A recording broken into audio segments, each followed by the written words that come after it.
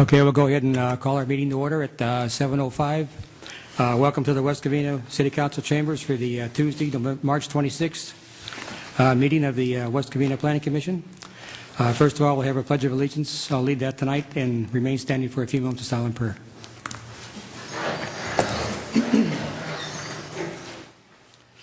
I pledge allegiance to the flag of the United States of America and to the republic for which it stands, one nation, under God, indivisible, with liberty and justice for all.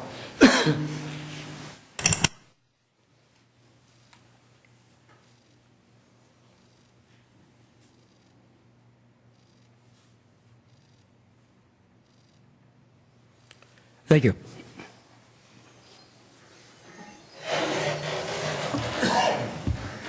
Yeah, roll call, please. Commissioner Blackburn. Here. Commissioner Holtz. Here. Commissioner Woods. Here. Commissioner Menifee. Here. Chairman Stewart. Here. We dropped down to approval minutes from the meeting of March 12th. Any questions or corrections? Make a motion to approve. Second. Motion by Holtz, second by Menifee. All in favor? Aye. Aye. Minutes are approved as presented. All right, we're dropped down to oral communications. This is a time when any member of the public may speak to the Commission on any matter within the scope of duties assigned to the Commission.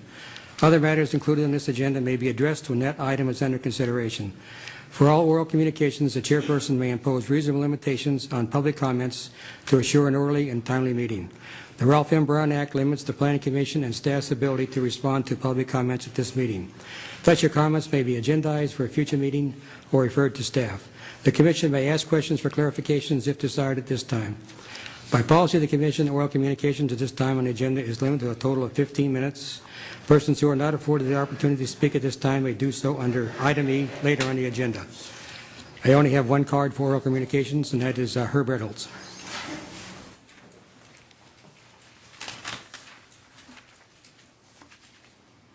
Thank you.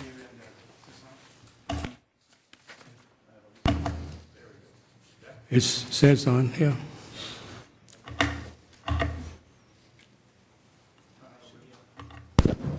Maybe it is. There, you got it now? It's Okay, on you're now. okay. Yeah. Thank you. Thank you. Good evening, Mr. Chairman and members of the Planning Commission. I'm up here tonight to express my thanks and to commend our chairman here of this commission, Dave Stewart, who, in my view, has done an outstanding job in leading this commission. It was about a year ago that the decision was made to merge the Arts Commission and the Planning Commission. There were some personnel changes made at that time to the Planning Commission, and Commissioner Chairman Stewart was given the responsibility to chair the newly formed Planning Commission. And in my humble opinion, he did an outstanding job and saved or prevented what could have been, let's just say he kept the commission on the right track, going down the straight and narrow. And you are to be commended for that work. This past Tuesday night, the City Council made some appointments and non-appointments to various commissions, including the Planning Commission, and they decided, in my view, they made an error in judgment and did not reappoint Dave Stewart, and at the same time did not reappoint Commissioner Woods to the commission. And they made two other appointments, which I disagree with. I think it should be noted also that the three commissioners, myself, Alan Carrico, and now Dave Stewart, who were opposed to the medical condo project here at the Civic Center, have all now been removed. So vote your conscience at your peril. No reflection on any of the five of you here. I think you all do a good job, and I think that the city is lucky to have you to serve on this commission. It's not an easy job to be a planning commissioner. You're in the public eye. You make decisions that are legally binding, and you're also under the watchful eye of the city council. I don't know going forward, frankly, how many planning commission meetings I'll attend. I'm not happy with the new makeup. Be flat honest with you, I'm just not. And if a item that I see piques my interest and I feel I need to be heard on it, I'll come down and I'll speak on it. But as you know, I've rarely miss a meeting of either this commission or the city council. But I am very disturbed and unhappy about the direction that I see things going. So I just want to give kudos to all of you, and especially to you, Dave, for doing an outstanding job in keeping this commission going. And I enjoyed being your colleague. I enjoyed being Don's colleague. I didn't have a chance to be with you other three, other than the Arts Commission. But I thank you, Dave, and I hope you'll continue to stay involved and be a part of the city. I think your voice needs to be heard. And again, thank you very much for doing an outstanding job, and you will be missed on this commission. Thank you. Thank you. I only had one card for oral communications. Anybody else wish to speak on any item that's not agendized? All right, seeing none, we'll go ahead and move on to the consent calendar. Staff report, please. Consent calendar just shows some items we have for the next meeting on April 9th, as well as we probably going to have items on the April 23rd commission meeting as well. All right, motion to approve. Make a motion to approve. Mr. Holtz and Commissioner Menifee, all in favor? Aye. Opposed? Carries 5-0. Okay, we'll move on to public hearings. The first one is for a variance number 13-01, categorical exemption. The applicant is Homero Flores, and the location is 1118 Highlight Drive. The request is for a variance to deviate from the required 10-foot side yard setback for a 572-square-foot guest house that was constructed without the benefit of permits. May we have a staff report, please?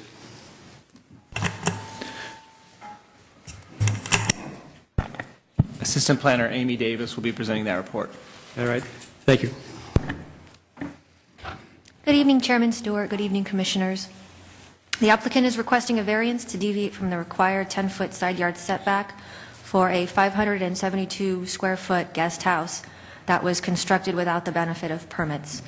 The subject property is a 23,298-square-foot irregular-shaped lot developed with a 3,509-square-foot single-family residence that includes an attached 3-car garage. The property is adjacent to Landscape Maintenance District Number 6, which is a 77-acre city-owned open space area. The applicant is proposing to legalize the guest house, which is located in the southwest portion of the property.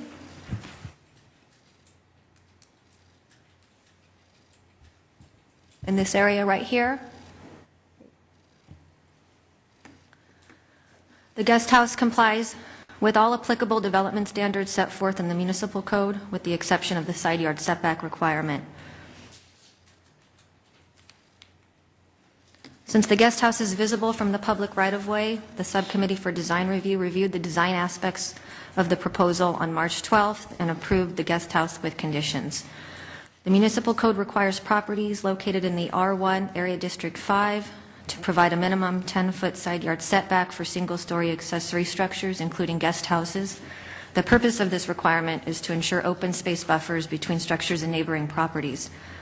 Since the subject property is an irregular-shaped lot with 5 sides, there are 2 applicable side yard setbacks. In both cases, the required setback, again, is 10 feet. The guest house has a setback of 5 feet 8 inches along the southwesterly side and a setback of 5 feet 10 inches along the southeasterly side. Notices of public hearing were mailed to 11 owners and occupants within 300 feet of the subject property. Staff received 1 anonymous letter of concern via fax on Thursday, March 21st. Due to the date it was received, the letter was not included as an attachment with the staff report. It was included to all of the commissioners with a memorandum. The municipal code requires certain findings to be made to approve a variance. One of these findings is that the property has exceptional or extraordinary circumstances that do not apply to other properties in the vicinity or the zone. In this case, the section of the property where the guest house is located is adjacent to a city-owned open space area. Therefore, the setback require that normally ensures an open space buffer to maintain privacy and aesthetic characteristics between structures and neighboring properties is not applicable in this instance. Staff is recommending that the Planning Commission adopt a resolution approving variance number 13-01 with conditions. One other note before I conclude, the resolution includes a condition, it's condition E, that requires the applicant to provide alternative materials along the front elevation of the guest house. This was discussed by the subcommittee, but ultimately it was not a recommendation by the subcommittee and therefore should be removed from the conditions of approval that are outlined in the resolution. This concludes the staff report. I'd be happy to answer any questions you may have. The applicant and the homeowners are here this evening as well. Very good. Thank you, you. Amy. Any questions of staff at this time? Okay, seeing none, would the applicant like to speak?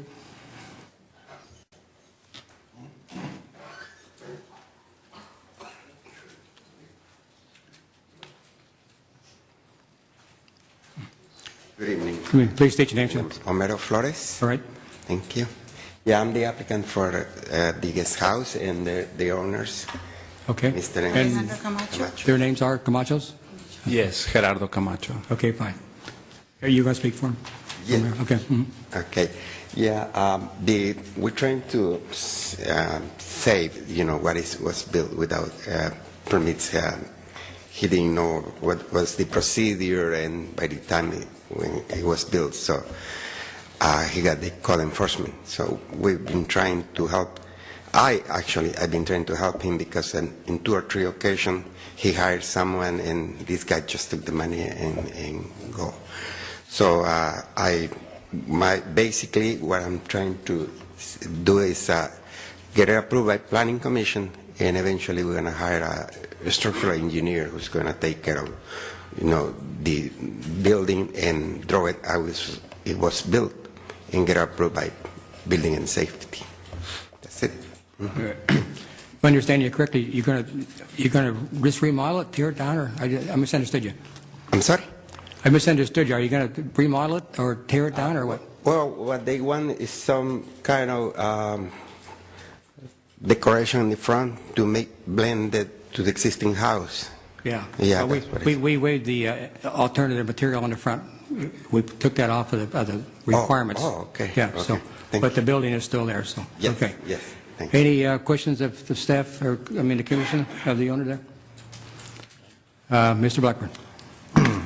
I just have a quick question. I went up and looked at the property, and the plan, the aerial view that I have showed not what was actually there. It looked like there was a substantial amount of additional work that was done by the applicant or by the homeowner on city property, and I just was made aware that apparently that is either in litigation or in discussion with the city at this point in time, but it looked like there's a lot of work. I mean, a tremendous amount of work. Walls, it appeared there was a gazebo. I looked on my Google map and it looked to me like there was probably some hardscape that was encroaching on the city, probably 50, 60, 70 feet built on city property. I'm just, was that done under the impression that you could do that, or did a contractor approach you and tell you that you could do that? I'm just curious how that amount of work, that amount of work could be done on city property. Well, everything happens like a couple of years ago, thinking that we are buying a dream house. We saw a house here in West Covina, and we made an offer to buy this house. So a couple months later, when we start living in this new house, this company, they approached me to do some job. And they say they're going to take care of like everything plans, measurements, whatever it needs, whatever it takes to change the back side of the house, plus the guest house. So we end up paying a lot of money for all this work. At the end, the company disappeared. They didn't finish. At the end, we find out that they don't put the plans. And we end up losing all our money, all our savings, building this. And yes, now we are here working with the city about fixing the problem. We already hired a couple engineers to start working on this part of the hill, which is not us. And we want to be, we want to cooperate with the city to have everything legal and convert the hill the way it was before.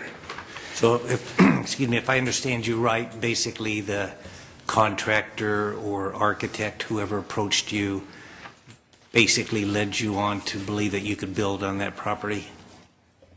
Actually, yes. This company was recommended for one of my friends, and I believe on them. I like the construction that they do, but I didn't know nothing about all these details, all these permits. So, I mean, I'm learning the hard way now, and it's going to take a little bit of time because it costs a lot of money to first build and then, how do you say, rebuild or remove everything. Like I say, the dream house right now is kind of like a nightmare for us because it's involved a lot of time, money, and, I mean, a lot of problems. Thank you. Any other questions? Commissioner Holtz. I'm not aware of anything other than what we're looking at tonight with the guest house.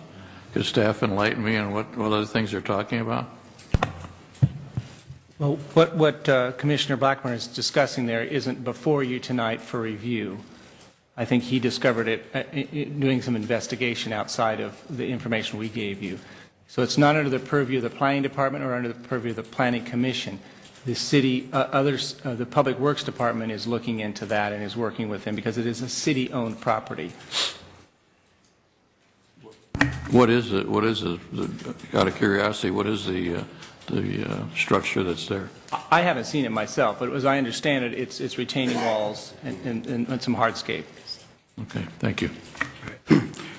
Actually, what we're looking for tonight is a variance for the setbacks only, so that's where we stand. Any other questions of the applicant? All right, thank you very much. Anyone else wishing to speak for the item here? All right, do we have anybody opposed to it that's here tonight? We did have one letter, didn't we, it was in conjunction with this at one time? Yes, one letter came in last Thursday Yeah. on the And 21st. his concern was more about the cars more than anything else, right? How many cars they had there on the property? The number of vehicles and how the guest house is being used. How the guest house is being used. Okay, well, okay, that's fine. But he did not sign his name to it, so we can't put too much credence in it. Okay, that's fine. We'll go ahead and close the public testimony and open up to commission discussion. Anybody like to speak first on it? Commissioner Menifee? Chairman, I went up and looked at the property and read the material the staff had provided, and I don't see a problem with it because of the public property around it in terms of the side yard setback.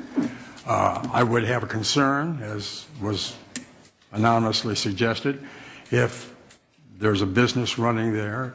I'd have a concern about what the nature of all the people are, but I don't think those are planning commission issues. I think we have enforcement people, both code enforcement and law enforcement, that those issues should be reserved to and referred to.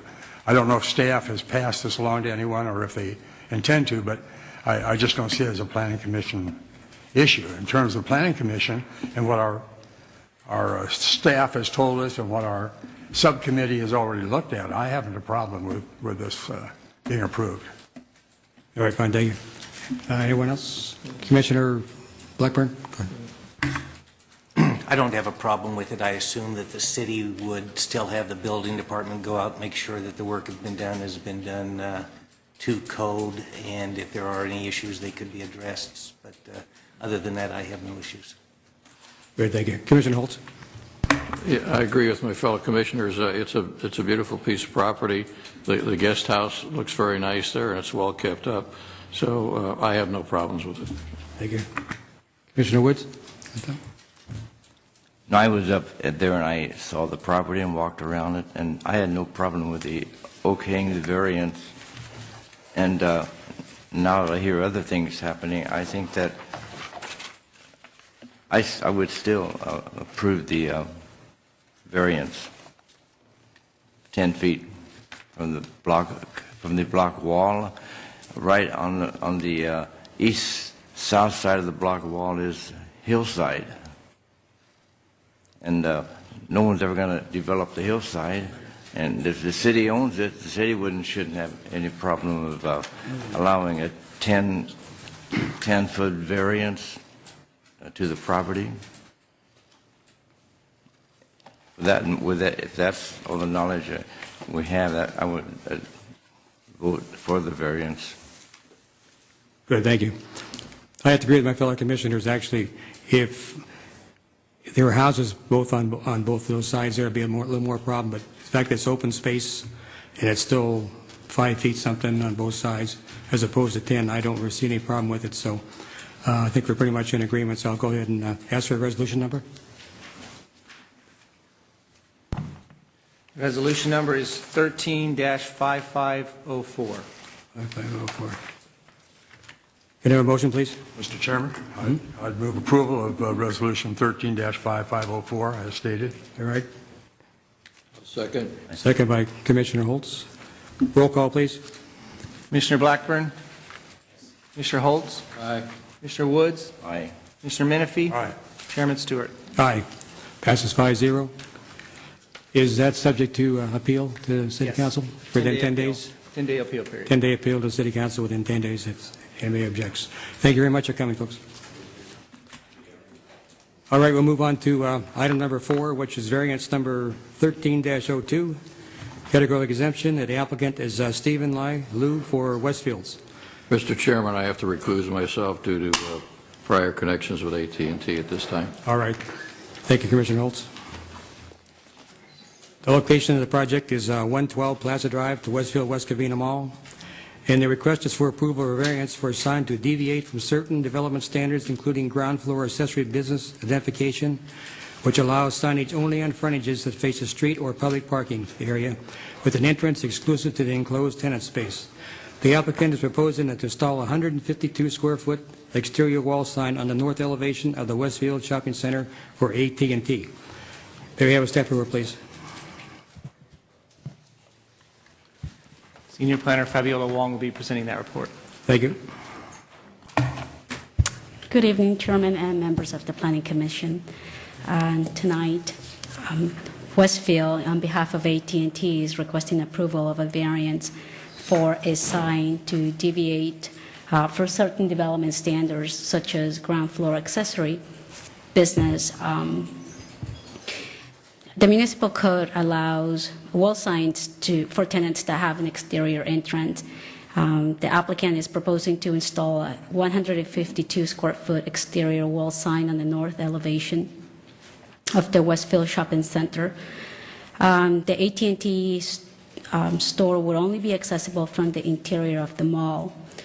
As I mentioned before, the West Covina Municipal Code allows signage only on frontages that face a street or a public parking area with an entrance exclusive to the enclosed tenant space.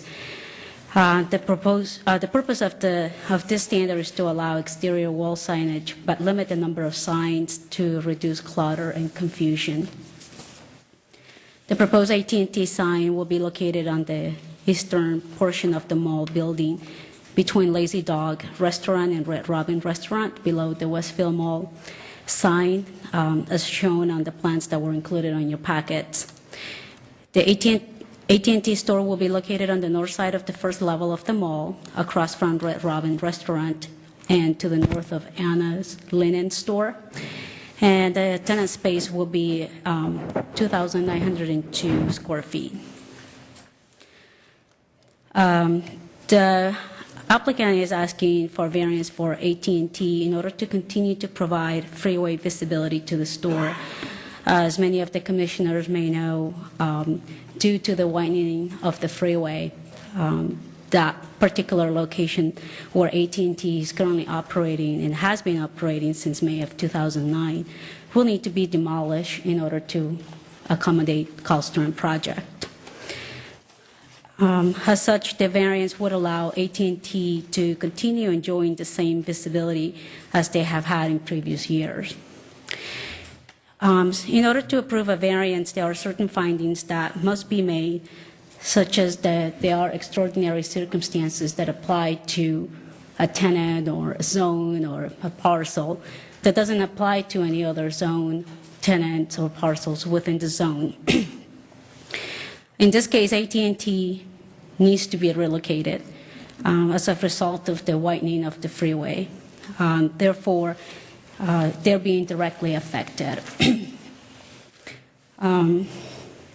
State law also allows jurisdictions to impose conditions of approval and to ensure that the variance will not grant a special privilege to a tenant and not to other tenants or other parcels. In this case, a condition of approval has been included requiring that the applicant, property owner, to remove the AT&T sign if the AT&T store vacates the mall. Since the sign variance is predicated on the fact that due to exceptional circumstances, the exterior signage will continue to provide freeway visibility to avoid a hardship created by the relocation. The proposed exterior wall sign consists of a rectangle-shaped panel with a white background. The sign design includes 2 non-illuminated blue stripes at the top and 3 stripes at the bottom of the sign. The AT&T letters and logo of the sign will be internally illuminated and will project about ½ an inch from the white background. And also it will be, when it's mounted onto the wall, it will project about 5 inches from the wall. Under the mall's master sign program, AT&T still wouldn't qualify for an exterior signage, since all criteria or sign criteria for shopping centers, malls have to be also consistent with the municipal code. They still wouldn't qualify for signage.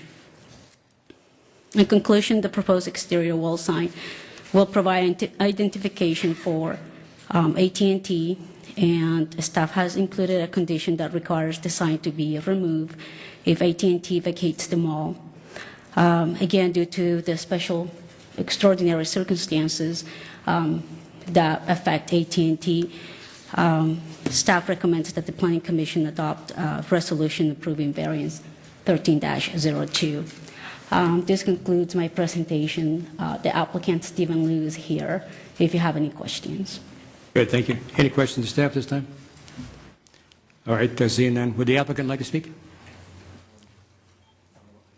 No? Okay, thank you, Steve.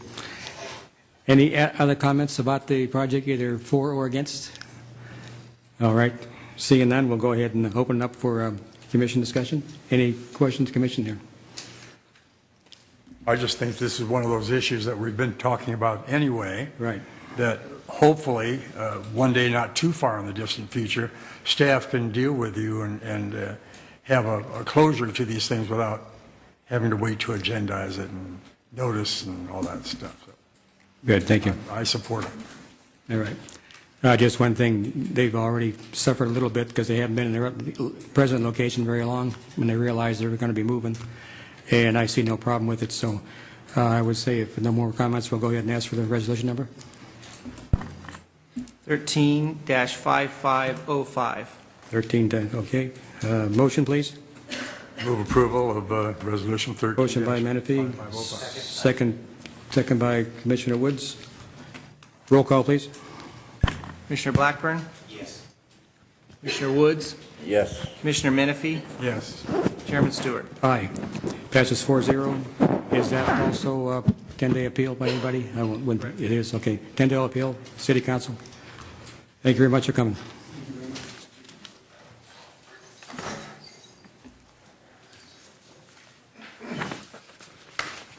All right, we'll move on to item 5, which is a conditional use permit number 13-03, categorical exemption, and the applicant is Douglas Claff, excuse me for the pronunciation. Location is 1208 F West Francisquito Avenue in the Sunset Square Shopping Center, and the request is for a conditional use permit to allow a children's indoor play area in a 6,002 square foot tenant space at the southeast corner of the Sunset Square Shopping Center. The indoor play area is targeted for children between 2 and 12 years of age. May I have a staff report, please? Yes, I'll be presenting this report. The applicant is proposing to operate an indoor play area for children. It is at the Sunset Square Shopping Center, which is on the southeast corner of Sunset Avenue and Francisquito. You can see the aerial behind me. Shows the location of the center. The center has two wings, so it's kind of where the two wings intersect here. That's a 6,002 square foot tenant space that they're proposing to occupy. It's kind of an oddly shaped tenant space in that there is a door here that allows you, but there's not much frontage on the front of the center that you can see from this tenant space. So most of that tenant space is sort of buried behind the building. So you can access that tenant space easily from the front or from the rear parking lot area. As you can see from the aerial, there are residential uses neighboring both on the east side and on the south side of the shopping center. The applicant, Douglas Claff, has provided a proposal summary that's attached in your report that describes the operation of his business. It's designed for children between the ages of 2 and 10 years, called the Building Room. The concept of the business is to allow young children to visit the building room, and toys will be provided to allow them to construct with Legos and other types of toys, thereby appealing to their creative side. When staff evaluated the use, it was determined that it was similar in function to a gymnasium, and a gymnasium requires the approval of a conditional use permit. This before you is the layout of the proposed layout of the tenant space. The building room will offer a variety of building toys such as Legos, erector sets, Lincoln Logs, gears, and Connects, as well as other brand name toys, allowing the children to participate in creative building activities.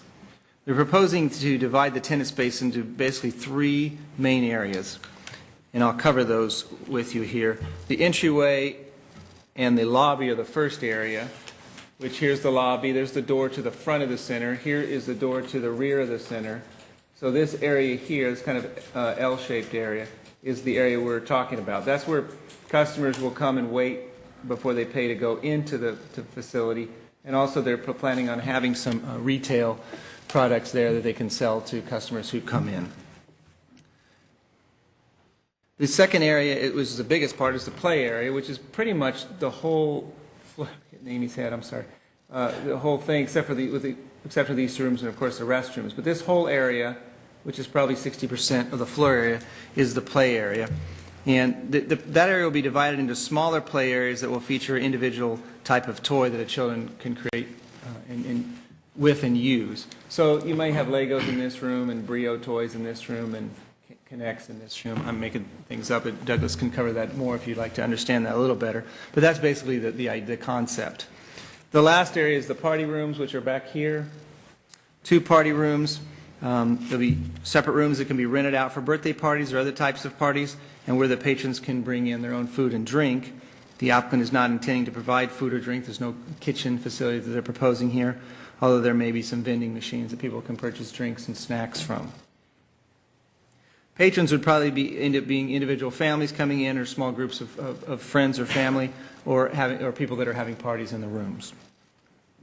There are other similar types of indoor play areas for children around Southern California, and I've listed some of those that we're aware of, and I'm sure there's a lot more that we're not aware of. That's on page 3. Some of them nearby, some of them, the ones we were aware, that Douglas made us aware of, are closer to Los Angeles, west of us here.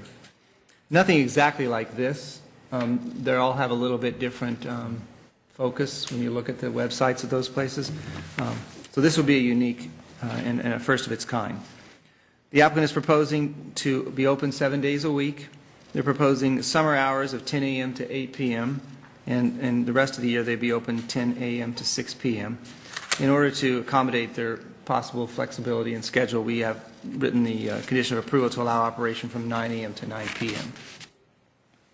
The applicant has indicated that they intend to have a minimum of 3 staff members on duty at all times, and the number of employees on site will increase or decrease depending on the peak periods of activity that they have.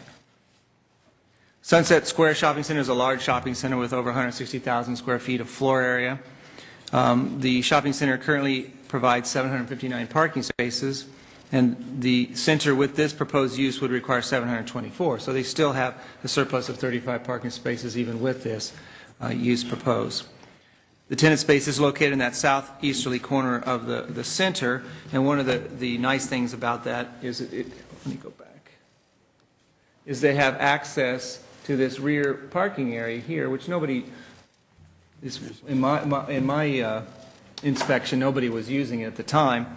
And so there's about 60 parking spaces back there that are pretty much available all the time. You may have some employees of some of the neighboring centers or uses that might use it occasionally, but pretty much that parking field is open for their use. The proposed use is an innovative use that would offer a unique service. The tenant space is not an ideal location for retail due to the lack of adequate store frontage. So this proposed non-retail use is ideal and it's compatible with the other existing retail and office uses surrounding it. The location of the tenant space allows for customer parking in the rear of the shopping center where few cars are currently parked. And due to the type of use and the hours, it shouldn't be detrimental to the neighboring residents. So therefore, staff is recommending approval, and we have a resolution of approval that's attached as attachment 1. Be happy to answer any questions at this time. Very good, thank you. Any questions, staff, this time? All right, would the applicant like to speak? Come on up, please. I have questions for you, Doug. Good evening, Chairman Stewart and the commissioners. My name is Douglas Clave. I'm the applicant to this project that's hopefully going to be approved for over in Francisquito. I don't have any questions on my behalf because Jeff Anderson had clearly said everything that I'm proposing. If you have questions, I have answers for you. Okay. Any questions? I Commissioner have a question about security when we're talking about 2 to 10-year-old children. And I now realize, as I didn't before, that there are 3 entrances to that building. Just as a concerned parent, grandparent. Absolutely. I'd be concerned about all those kids in there, whether they could get in or out Absolutely. of those side entrances.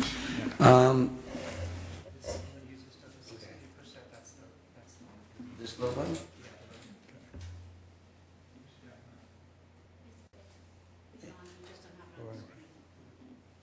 Oh, there it is. There are 3 entrances and exits technically in the building as is. Here's the front entrance, as Jeff had mentioned, and then the side here and the back. We're putting in the back here, there's no access to here. It's going to be a panic door on the inside, but there's nothing on the other side because here's a driveway over here, so you really can't get into that side because there's no parking on that side. Over here is one of the entrances, and here's an entrance.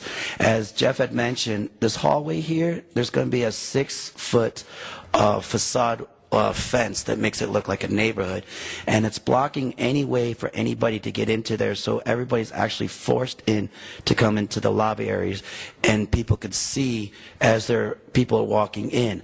Right here in that fence area, with the facade fence area, is an emergency exit to get them outside if they have to. But everybody is forced to come over to the lobby face area to be able to enter and exit. The only way you can really enter and exit is through these entrances here. There's only one entrance and one exit. So we have, we're keeping everybody in control of coming in. In addition to that all the children coming in here are accompanied by their parents or guardian. They're not here by themselves. So those who are in there are well aware of what children are with them during that time. But you do intend to have party rooms, as I recall reading, right? The party rooms The party rooms over here are organized party rooms where we actually run the parties for the parents. And we coordinate the games and activities for the families, kind of like a Chuck E. Cheese or any other places that you hire at your house.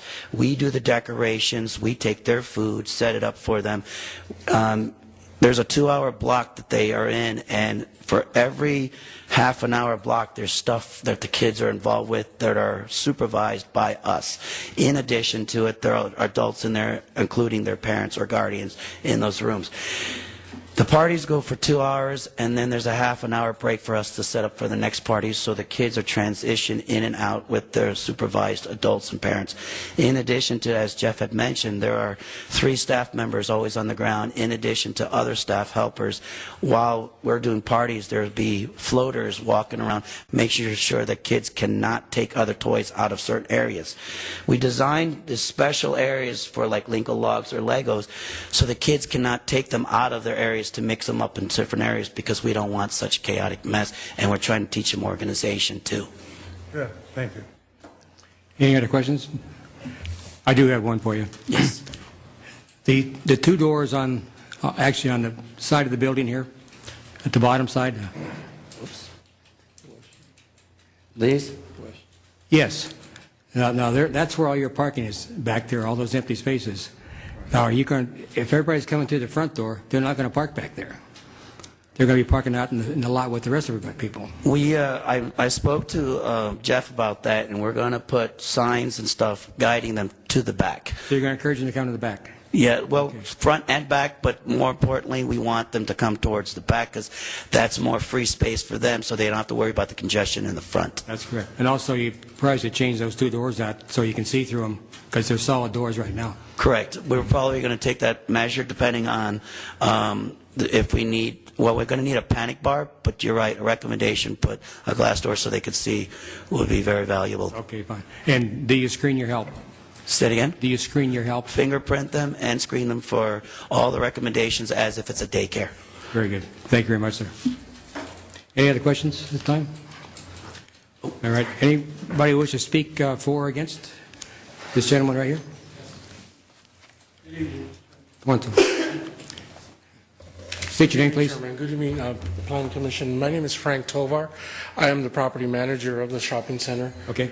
And we welcome this tenant, and we're very enthusiastic about this company coming to our center. I feel that it's, no pun intended, a building block, more or less, for fundamental diversity, to how for children to learn how to become diverse and how to be, how would I say, productive people in society. And I think this is a start, and I think it's an excellent idea. Very good, thank you. So you'll make it a smooth transition for him? That's what you're saying? Well, that's what we're hoping for. One other thing, security. I have security implemented already at the shopping center, 9 to 9. So as far as the security outside, there shouldn't be a problem. Very good. Any other questions, this gentleman? Can you make out a pink card for us before you leave? Yes, sir. Thank you very much. Thank you. Okay. Anyone else who wishes to speak? State your name, please. Hi, good evening, Chairman and members of the Planning Commission. I'm Paulina Morales with the Community Development Commission. Since 2007, the CDC has been working with the property owner in assisting them through the rehab of the center and helping them with new tenants. The proposed tenant will be occupying one of the hardest spaces to lease, and there would be an excellent use for the location. The CDC concurs with the Planning Department's recommendation for approval of the CUP for the building room. Thank you. Thank you very much. Anyone else wishing to speak? All right, seeing none, we'll go ahead and open it up for commission discussion, please. Close the public hearing. Mr. Blackburn. I think from what I see of it, it's a great asset, not only for the shopping center, but probably for the community too. It's, I like the idea of having the party rooms, and I think it'd be a great asset for this shopping center. I'd approve that. Good, thank you. Anyone else wishing to speak? Commissioner Holtz? Yeah, I just want to commend the applicant. I think it's a great use of the space, and I think it's great that they're going forward and spend that kind of money to put something in that will benefit the community. So I'm much in favor of it. Good, thank you. Commissioner Menifee? Yeah, I do note, and I agree with my fellow commissioners, that this is a great idea. It's neat to try new things and different things. I do note that we have a one-year review period, so that you'll be back here sometime, we hope not before, but in March of 2014, talking about this and hopefully showing us your success at that time. Good, thank you. Commissioner Wood, you had a comment? I'm familiar with the area for a long time, and my wife taught school there, and I think it's a great deal, and I support it 100%. Good, thank you. Well, I agree with my fellow commissioners. Actually, I think it's a win-win for not only for the center but also for the applicant. But there's not a lot of buildings 6,000 feet with that little bit of frontage on it that would be attractive to many people. So, fortunately, it's going to work out for both parties. So with that, we'll go ahead and call for the resolution number. So moved. Resolution number is 135506. Now, so moved. 135506. Do I have a second for that, please? Second. Second, Commissioner Blackburn. Roll call, please. Commissioner Blackburn? Yes. Commissioner Holtz? Yay. Commissioner Woods? Hey, Commissioner Menifee? Aye. Chairman Stewart. Aye. Passes 5-0. It is subject to review. City Council within 10 days. Thank you, sir. Yes, have a good evening. Thank you. Thank you. All right, we'll move on to item number 6, which is administrative use permit number 13-03, categorical exemption, and the applicant is Armando Vega. Location is 421 South Emerald Avenue, and the request is for an administrative use permit to allow a new 14,087 square foot second story and a 981 square foot first story addition to an existing one-story single-family residence. The proposal also includes a 98 square foot garage expansion. The house with the proposed addition would be 4,988 square feet, including a 588 square foot garage. May we have a staff report, please?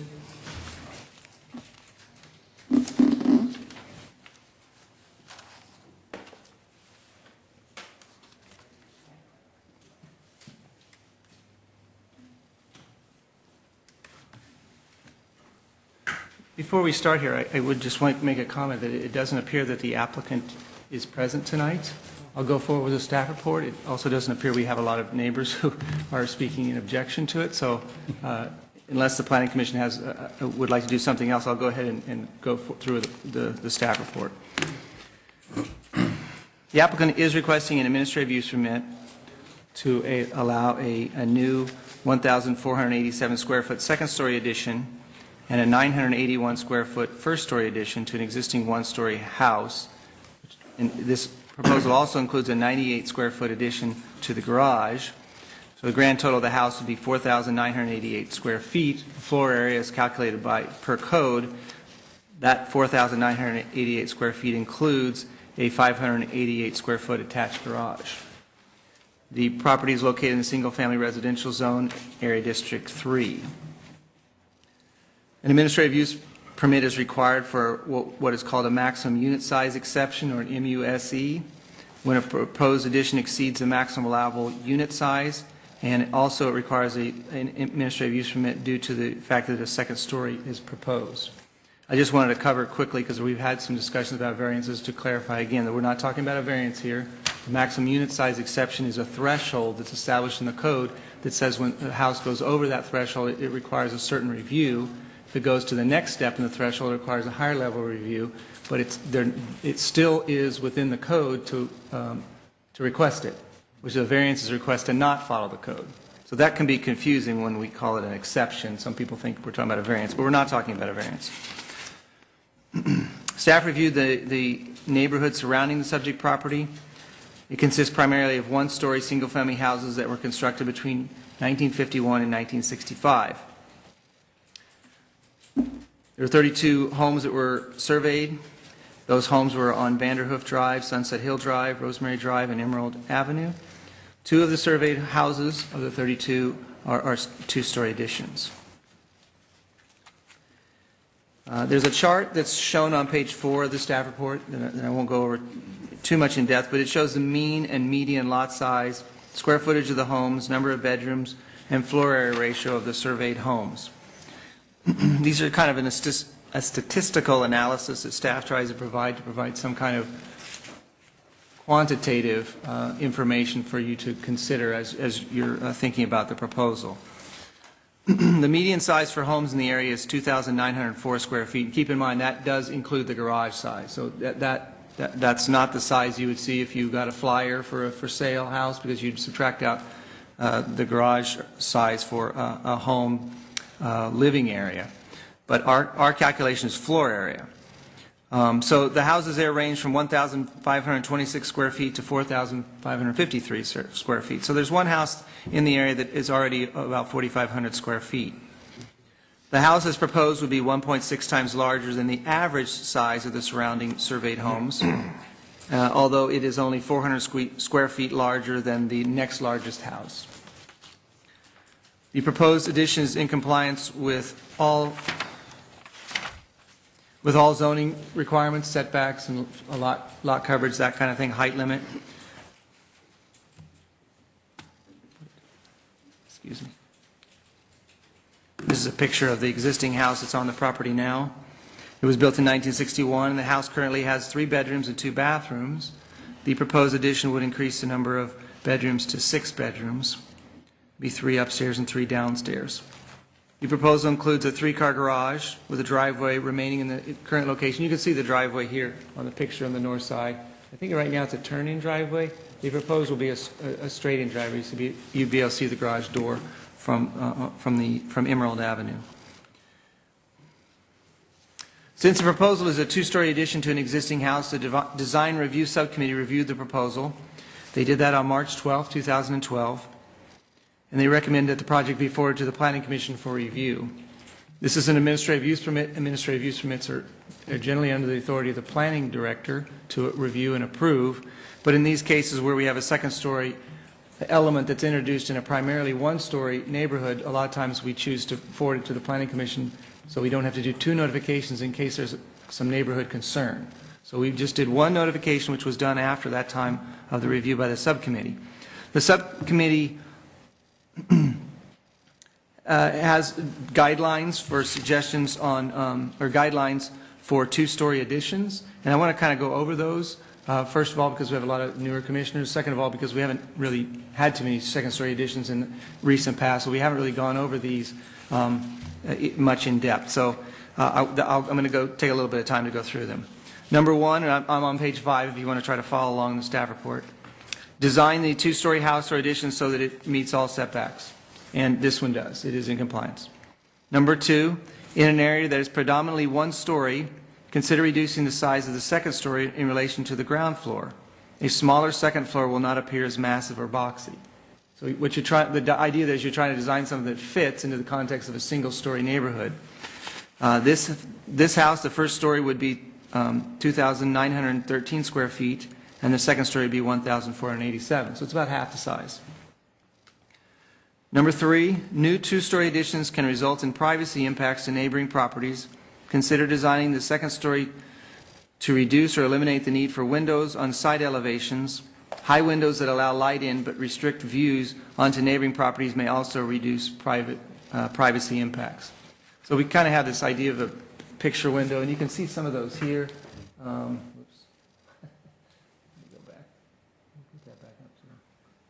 We can see some of those on here. Hopefully you can see. Let me put this one up. Unfortunately, we don't have these electronically. You have larger windows that are the picture windows, then you have some higher. Oh, here's one right here. There's a higher window here, and here's one here. So that's the higher window. What that does is, especially on a second story, it lets light in, but it's hard for someone to see out of it and down to the ground floor area of the neighboring property. So that's a key design element that we try to look at when we're trying to protect the privacy impacts to neighboring properties who have been used to having a 1-story house next door to them. In this situation, what we've communicated with the applicant to do is on the west elevation, which is the back the elevation that faces the west side, sort of the elevation away from Emerald, and it faces into a yard area. We've asked them to reduce these windows to clerestory or make them translucent windows, the kind of windows that are fixed translucent, so you can't see through them and you can't open them. So the applicant has agreed. The one window we have here, every bedroom is required to have what's called an egress window. It's required to be able so that somebody can get out if there's a fire. And so they need to have, there's a bedroom here in this corner. I believe we've discussed with the applicant to relocate that to the side, the south elevation, which is a little bit further away from the south neighbor than it is from the west neighbor. So that's been our recommendation. The applicant has agreed to follow that recommendation. Number 4, in an area that is predominantly one story, the elements of the house usually emphasize the horizontal. Many modern two-story designs emphasize the vertical through two-story porches with tall columns, tall windows, and two-story front elevations with no horizontal breaks. These elements are generally out of character with a one-story neighborhood. And what we have here in this neighborhood is you have a house that has that vertical articulation right next door. This house is very much very vertical. You can see that it's emphasizing the height, which isn't necessarily a bad architecture. It just has to do with what you're trying to achieve there. And most of the time when you have a single-story neighborhood, you're trying to achieve continuity and make it fit into the context. So we talk to applicants about trying to emphasize the horizontal, not the vertical. We believe that this applicant has done that by providing this one-story element. I'm on the wrong elevation. By providing this one-story element, and the porch is set back. It's a little hard to see there, but you can see it on the side, the front porch. The second story is set back, and we'll cover those things a little bit more later. But they do include those things that provide a little bit of that articulation that defines the first story, and then a second story setback behind it. Number 5, when adding a second-story elevation in a one-story area, consider providing a significant second-story setback on the front elevation. By setting back the second story from the first story, the front of the house will fit better into the context of a one-story neighborhood. The applicant has done that both on the two elevations. This is a little bit unique because you got two street frontages. You got two street frontages. So the one frontage, which is the north elevation, is this one. So you've got a elevation, a one-story elevation here, the second-story setback, and then this elevation along Emerald, you've got the same thing where it's setback. So you've got that different dimension. You've got movement. Number 6, in an area that is predominantly one story, the addition of a second-story balcony can have an effect on the privacy of neighboring residents. They're not proposing any second-story balconies, so that's good. Number 7, when designing a second-story addition, consider that all sides of the second story are visible. Window treatment on second-story windows is encouraged. They provided that in all elevations. They provided second-story window treatment. Number 8, design the front and any other visible elevations, especially corner houses, with a variety of materials. Most houses have the exterior elevations that are primarily stucco. Providing alternative materials such as stone or wood or brick will provide a more aesthetic elevation. The applicant is designing a Mediterranean type of house. He does have some. He's got a lot of window treatment. We are recommending that he provide some alternative materials such as clay piping, stone veneer, or tile detail. There's a lot of, there's also ornamental wrought iron. There's several things you can do with Mediterranean besides just a stucco wood. So we're recommending that. I believe we've communicated that to the applicant, and he understands what we're looking for there. That's condition E in the resolution as well. Number 9, the last one, design the house to fit into the architectural context of the surrounding neighborhood. The neighborhood is kind of an eclectic area with several different architectural styles, and so this will fit into that broad context of architectural styles. In conclusion, the applicant is in compliance, or the conditions have been added to make him in compliance with, bring him into compliance with the subcommittee guidelines and to comply with the code. The proposed addition would allow a 4,988 square foot house, including a 588 square foot garage. Staff has provided a resolution for approval and a resolution for denial, which has been our tradition to do that in these kind of situations. And so I'd be happy to answer any questions if you have any at this point. Good, thank you. Any questions of staff this time? I have a question, Jeff. relative to some correspondence that was given to us tonight. Before you say, let me just, I should have mentioned that, I apologize. There was correspondence that was given to us by a neighboring resident. I believe he was provided to us yesterday, so we provided that to you tonight. I'm sorry, go ahead. Because when I went and visited the property, I was pleasantly surprised to see the amount of trees and high shrubbery around, pretty much around 3 sides, but certainly around 2 sides. And thought, I don't know to what extent in the process that's controlled, but it's a wonderful idea that's now been put forth that if they would hold as much as they can of that shrubbery and tree density around, that would mask off the problem that some people might be concerned about with a 2-story house. That's a good point. One that we don't have as much control over as you might. We could ask for it to remain, but as soon as the building was final, they could remove it. The applicant is here now, so he may have some response to what the intent is for that. Right. Any questions, staff?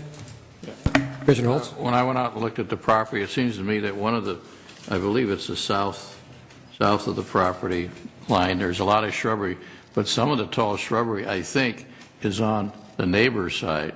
So even though he would take some of that shrubbery down in the back and put this wall, the neighbor's shrubbery would still be very, very high.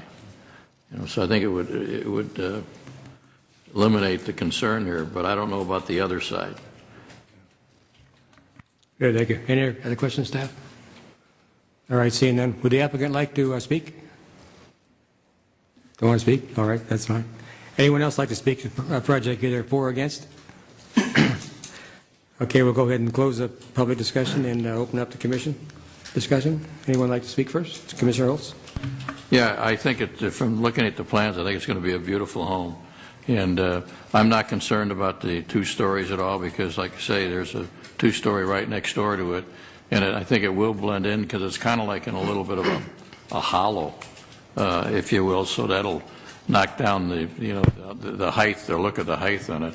But I think it's going to be a beautiful home and an asset to the neighborhood and to the city.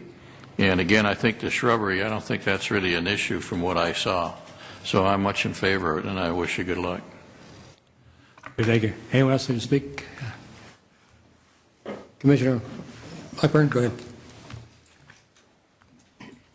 The proposal, is it on? No. The proposal basically meets all compliance with all the zoning requirements. And again, when I looked at it, I just have to agree that I think it's going to be a great addition to the neighborhood. I don't see anybody here that is against it, any of the neighbors. I think that would be one of my concerns if they had any of the neighbors complain. And again, the 2nd-story windows, talking about the privacy and so forth, I think it's a great project, and I would certainly support it. Good, thank you. Anyone else? Commissioner Woods? No, I support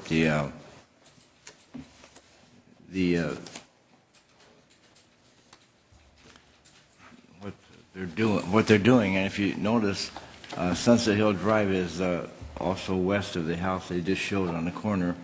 It's also a 2-story house, about 3 doors down, and it's just a regular building, 3-story. But this house has a lot of aesthetic values, and it looks very nice, and I would support it 100%. Good, thank you. Mr. Menifee, any comment? Okay. My only comment is actually it is going to be a big 2-story house, but it's on a corner. It's not sitting between 2 1-story houses. So I think it's going to look much better with the location it's in. I was concerned about the fireplaces because they do, from top to bottom, they're 28 feet. But with the backdrop of the trees and everything, and nobody complaining about them, I wouldn't hold it up for that part. So I'm definitely in favor of the project. I think it would going to be a very nice asset for the neighborhood. So with that, we'll go ahead and call for the resolution. 13-5507. 13-5507, okay. Motion, please. Make a motion to approve. Motion, Commissioner Holtz. Second, Commissioner Menifee. Roll call, please. Commissioner Blackburn? Yes. Commissioner Holtz? Yes. Commissioner Woods? Yes. Commissioner Menifee? Aye. Chairman Stewart? Aye. Passes 5-0. Is that subject to appeal to the City Council within 10 days? Okay. Thank you very much, sir. All right, we have no other non-hearing items. Continuation of oral communications. Anyone wishing to speak on any other subject here tonight? All right, seeing none, we'll go ahead and move down to the commissioner reports and comments and miscellaneous items. Anyone have anything for us? I'd just like to say what Herb Redhold said earlier, and it's been my extreme pleasure to have joined my colleagues here this past year, and the wonderful chairmanship that Commissioner Stewart has provided is that. It's exemplary. I'm going to miss him. I'm going to miss Don, and I wish you well. Thank you very much. Thank you. Any others? Okay, Commissioner Blackburn. I've had the opportunity to work with Don and Dave on a couple of other commissions, and it's been a real pleasure. I've known Dave for probably 30 years plus, and he's always been very concerned when I've been involved with him about the well-being of West Covina. I think Dave and Don both go over and beyond what's required of commissioners. I've always felt that Dave has kind of taken me under his wing a little bit, being new on the commission, and he's always seemed to me that he always knew all the rules, the regulations, all of the requirements from the planning department, so I certainly do appreciate that. Dave is not easily swayed from his convictions, and I certainly appreciate that too. Best of luck to both Don and Dave. Very good. Thank you very much. Commissioner Holtz. Yeah, I want to echo my fellow commissioners, and I want to thank Dave. He was a mentor to me when I first came on, and I have a lot of respect for Dave. I don't know that his wife is going to be too happy that he's going to be underfoot more at home now. So maybe he got a few more honeydews he can do. Okay. But I do want to thank Dave for helping me and mentoring me. And Commissioner Woods, I'm sorry I didn't know you before this, but I've enjoyed serving with you on this commission, and I wish you both the best of luck. Thank you. Thank you. Commissioner Wood, would you like to say something? You want to say something? Yeah,